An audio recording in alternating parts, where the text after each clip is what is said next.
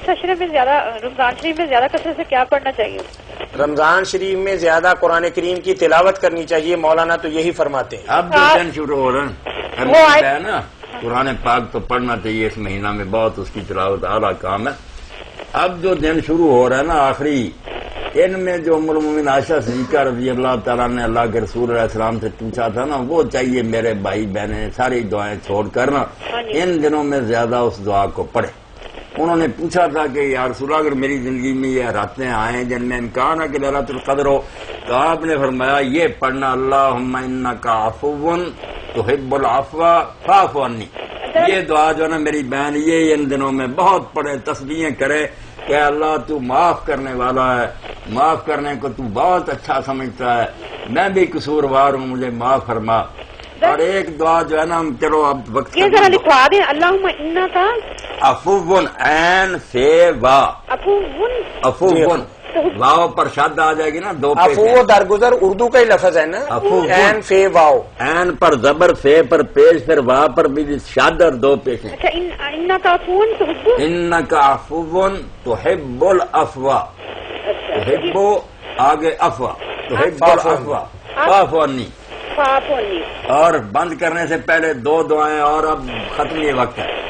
10 راتیں جو آ رہی ہیں نا پچھلی، ان میں یہ دعا بھی نہ بولا، رمضان سارے میں بھی ہوتی ٹھیک ہے، ورنہ اب تو نہیں نہ چھوڑنا۔ یہ دعا بھی بالکل ایسی ہے کہ آدمی کے دل سے آواز آتی ہے کہ اگر واقعی ان دنوں میں یہ دعا نہ کرے تو کیا ہو پھر۔ اعوذ بجلال وجہک الکریم ان ینقضی عنی شہر رمضان او یطلع الفجر من لیلۃ ہذہ وَلَكَ عَلَيَّ ذَنْبٌ أَوْ تَابِعَةٌ تُعَذِّبُنِ۔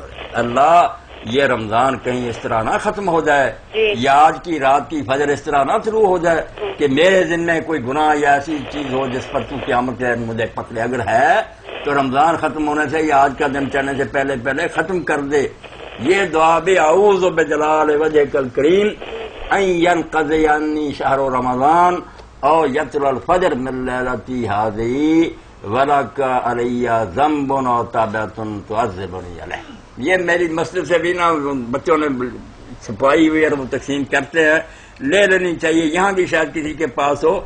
یہ دعا بھی بالکل ہر بندہ حاصل کرے۔ اور ایک اور دعا جو ہے یہ بھی بہت ضروری ہے، میاں طاہر اور سب دوست اس کو بھی نوٹ کریں کہ اللہم لا تجعلہ آخر العہد من صیامنا ایاہ۔ ترجمہ کیا کہ اللہ یہ رمضان کے روزے میرے آخری روزے نہ ہوں، پھر بھی مجھے زندگی دینا اور میں روزے رکھوں۔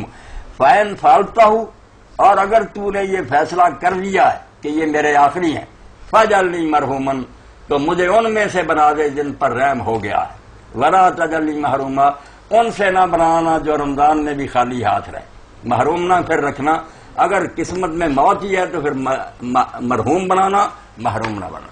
اور اگر موقع دے دوبارہ، یہ 3 دعائیں آج کا تحفہ ہے، بالکل ایک ایک آدمی ان کو نوٹ کرے۔ اللہم انک عفو تحب العفو فاعف عنی، اعوذ بجلال وجہک الکریم ان ینقضی عنی شہر رمضان و یطلع الفجر من لیلۃ ہذہ وَلَكَ قِبَلِی ذَنْبٌ أَوْ تَابِعَةٌ تُعَذِّبُنِ عَلَيْهِ۔ جی جزاکم اللہ خیر۔ اس خوبصورت